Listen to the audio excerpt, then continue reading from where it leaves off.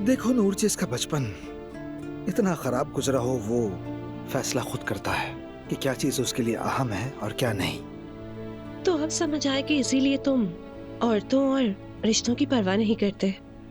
अरे नहीं, मुझे औरतों या रिश्तों से कोई मसला नहीं, बिल्कुल भी नहीं।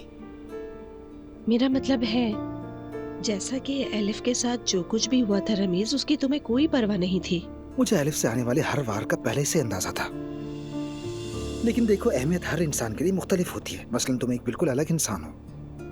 कौन, मैं? हाँ, तुम जैसी लड़की मैंने आज तक नहीं देखी कभी। जिस तरह तुम रूहान के लिए लड़ती हो, जिस तरह अपने खानदान के सामने खड़ी रहती हो, ये सब बहुत कम लोगों में होता है। तुम कुर्बानी देने वाली हो, दूसरों को एहसास करने वाली हो तुम। मैं तो हमेशा तनकीद में ही पली बड़ी हूँ। अम्मी ने कभी मेरी तारीफ नहीं की, मालूम है। हमेशा यही कहती रही कि लोग क्या कहेंगे, तारीफ कभी नहीं की, हमेशा तनकीद करती रही। मेरा यकीन करो, तुम इन सब में से सबसे ज्यादा तारीफ की हकदार हो।